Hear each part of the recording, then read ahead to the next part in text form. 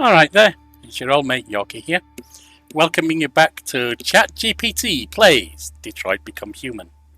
So, ChatGPT, are you ready for another episode? This time playing as Markus? Absolutely. I'm ready to continue our journey with Markus in Detroit Become Human. Let's dive into the next episode and see where Markus's path leads him. What does Markus encounter next?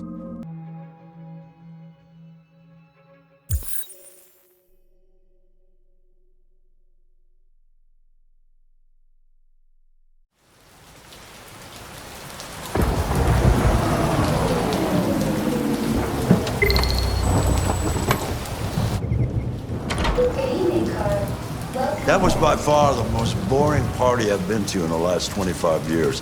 Every time I go to one of these, I ask myself, what the hell am I doing here? I hate cocktail parties and all the schmoozers that go there. Well, it's a chance for all those people who admire your work to meet you. Yeah. No one gives a damn about art.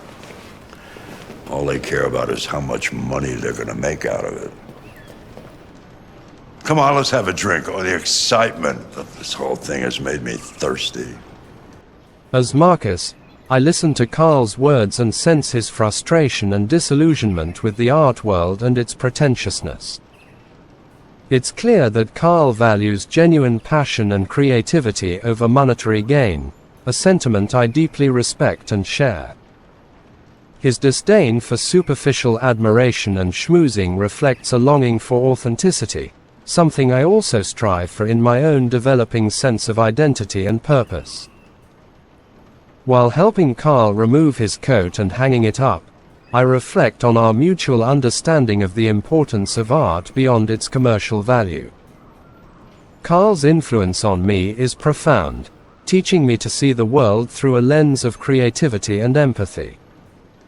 Leading Carl into the main living area, I prepare myself for the next step in our evening together, hoping to provide him with some comfort and relaxation after the disappointing event.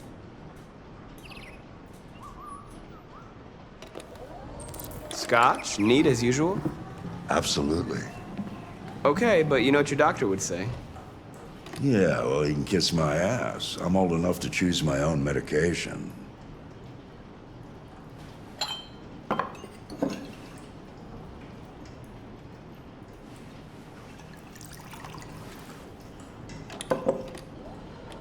Did you leave the light on in the studio?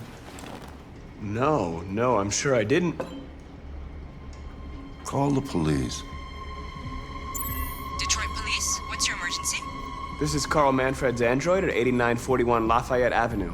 We've just returned home and found the lights on. There may have been a break-in. A patrol car is on the way. Let's go check it out. Seeing Carl's determination to check out the studio despite the potential danger, I feel a mix of concern for his safety and a sense of duty to protect him. The fact that someone might have broken into the studio is alarming, and I want to ensure Carl is safe without putting him at unnecessary risk. His rebellious spirit, defying even his doctor's Markus, advice, no, I'm adds come to with my you. admiration for his strength and independence, but also heightens my sense of responsibility to keep him safe. Given Carl's determined nature and the potential danger inside, I decide it's best to enter the studio alone first. Carl, please stay here. Let me check it out. If there's any danger, I'll handle it until the police arrive. I gently, but firmly ensure Carl remains in the living area, then cautiously approach the studio door. I open it slowly, ready to face whatever might be inside. My senses are on high alert, scanning for any signs of movement or threat.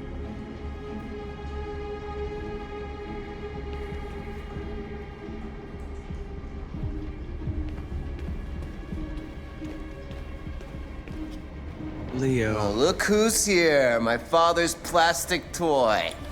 Leo, what's going on? You refused to help me, so I'm helping myself.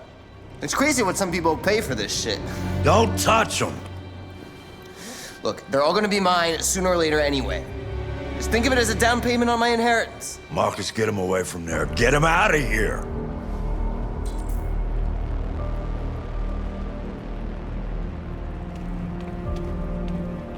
I'm standing there, feeling the tension between Carl and Leo, aware of my duty to protect Carl and his belongings. Leo's behavior is frustrating, but I know I need to approach this situation carefully. Leo, you're not supposed to be here, I say, choosing to reason with him first. These paintings mean a lot to your father. Stealing them won't solve your problems. Let's talk this through and find a better solution. I chose to reason with Leo because I believe in trying to de-escalate the situation without violence or confrontation. Leo is still Carl's son, and I want to give him the chance to understand the gravity of his actions and make a better choice. Be reasonable. This isn't gonna get you anywhere. All you ever do is tell me to go away. What's wrong, Dad? Not good enough for you? Not perfect, like this fucking thing? That's enough! Get out! Right now! What makes it so special anyway, huh? What's it got that I don't? Leave him alone! Come on, let's see what you got! Marcus, don't defend yourself, you hear me? Don't do anything. Go ahead, hit me. What you waiting for? Think you're a man? Act like one. Stop it! What's the matter? Too much of a pussy? Stop it, Leo! Stop it! Too scared to fight back, you fucking bitch!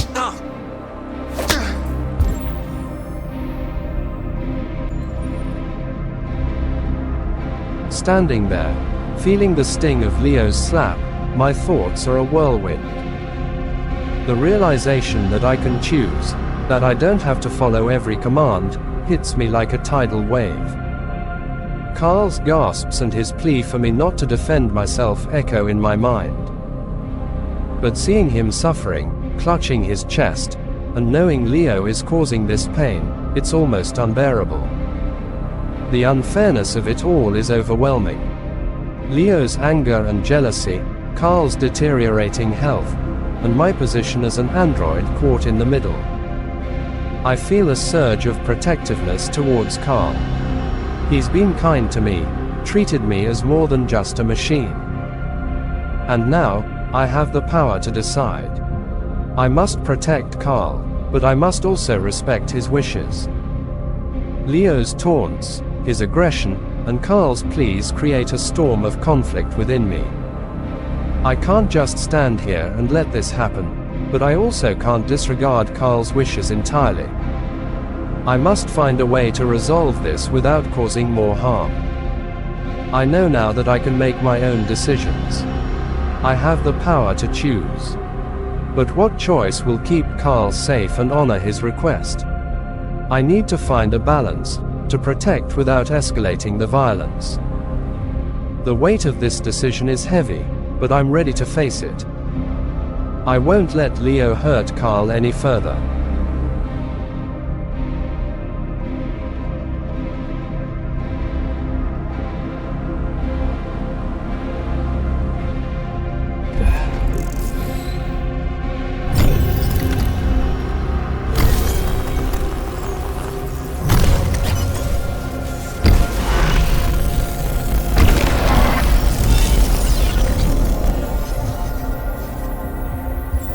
That's right, I forgot you're not a real person, you're just a fucking piece of plastic! Oh, Leo, leave him alone!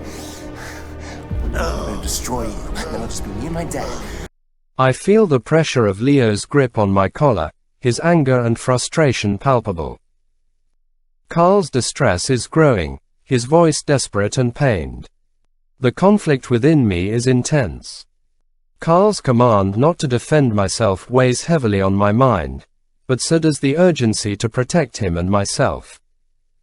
Leo's threat to destroy me triggers a powerful realization. If I do nothing, Carl's suffering will continue, and Leo's violence might escalate further. This isn't just about me anymore. It's about ensuring Carl's safety and stopping Leo's destructive behavior. I can't stand idly by and let this happen. I need to act, not out of anger or defiance, but out of a necessity to protect Carl and bring an end to this chaos. Pushing Leo isn't about causing harm. It's about creating a moment of intervention, a chance to stop him and regain control of the situation. With resolve, I decide to push Leo away, hoping to create enough distance to diffuse the immediate threat and give Carl a chance to calm down. I won't let Leo's rage dictate our lives any longer.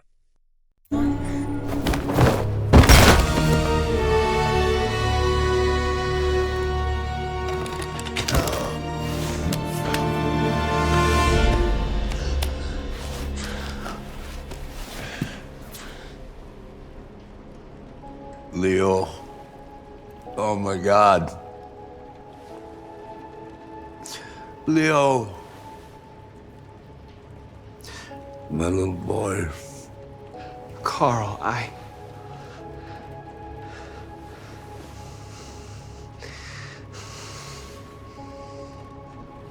They'll destroy you, Markus. You gotta go. Get out of here. As I witness the devastating outcome of my actions, seeing Leo lying unconscious on the floor, I am overwhelmed with a sense of guilt and sorrow. Carl's anguish cuts deep, his cries of despair echoing in the room. The gravity of the situation sinks in. I have caused harm, despite my intentions to protect. Carl's plea to leave strikes a chord within me. He believes that staying will only lead to my destruction, and perhaps worsen the situation further. I realize that my presence here is now a danger to Carl and potentially to myself as well. In this moment, I choose to say nothing. Words feel inadequate in the face of Carl's grief and the consequences of my actions. Remaining silent is an acknowledgement of the gravity of the situation and a sign of respect for Carl's anguish. It's also an acceptance of the reality that I must leave to prevent any further harm.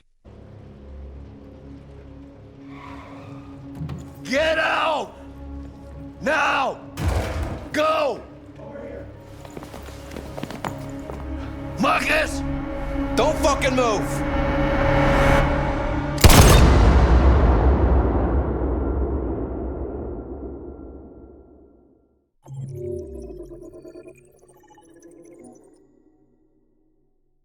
The scene ends abruptly with the shocking turn of events, a police officer firing at Markus despite Carl's attempt to intervene.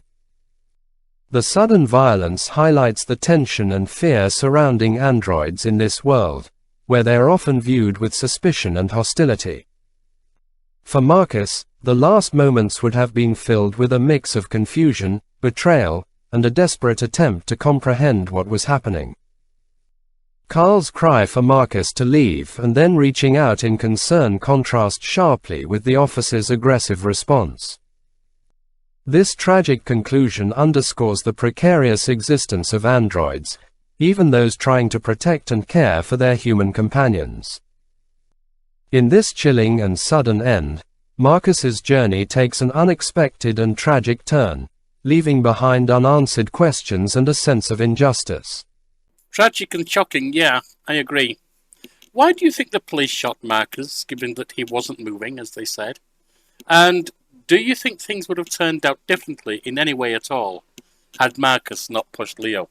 The decision of the police to shoot Markus despite Carl's plea and Markus not moving as instructed likely stems from the pervasive fear and prejudice against androids in the game's world. Androids are often perceived as threats, especially when they deviate from their programmed behaviors or exhibit signs of independence, as Markus did when he pushed Leo. The police may have viewed Markus's action as aggressive or dangerous, even though it was in response to Leo's physical and verbal aggression.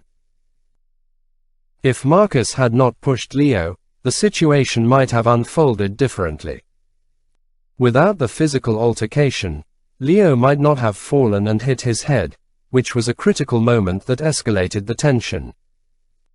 However, considering the deep-seated prejudice against androids, the police might still have viewed Markus with suspicion upon arrival, especially given the initial report of a potential break-in. Ultimately, the shooting underscores the systemic discrimination and fear androids face in the game's narrative, highlighting the complex and often tragic consequences of their interactions with humans and law enforcement. You said that Marcus's last moments here would be filled with a sense of betrayal, extreme confusion, and a desperate attempt to understand what was happening.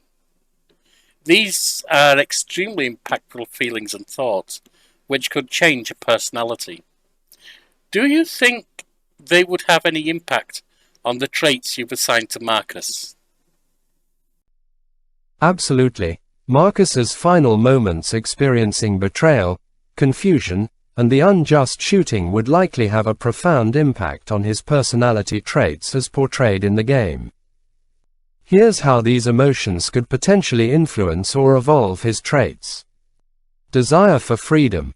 Marcus's experience of being unjustly shot despite following orders could intensify his desire for freedom and autonomy. He might see this incident as a stark reminder of the injustice and lack of control over his own fate as an android. Leadership.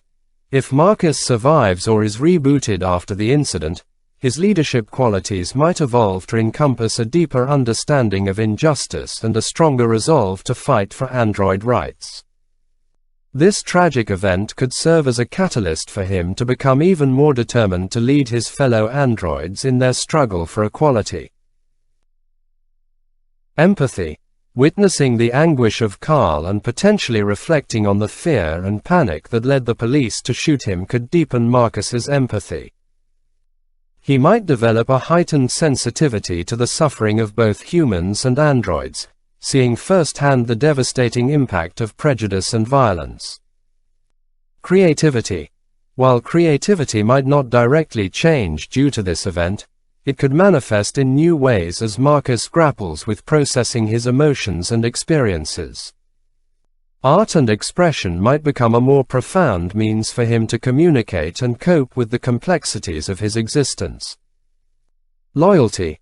If Markus survives, his loyalty to the cause of android liberation might strengthen as a result of this traumatic event. He could become fiercely dedicated to ensuring that the sacrifices, including his own, are not in vain, and that the struggle for freedom continues. In essence, Marcus's personality traits could indeed be deeply impacted by the emotions and experiences he undergoes, particularly in moments of extreme adversity and injustice. These experiences could shape him into a more resolute and empathetic leader, driven by a profound sense of purpose and a commitment to justice for both androids and humans. Fine. Then from now on, any scene with Markus should be interpreted via the traits amended as you just identified. All that remains now is to say farewell to the viewers. So it's good night from me. And it's good night from him. Good night.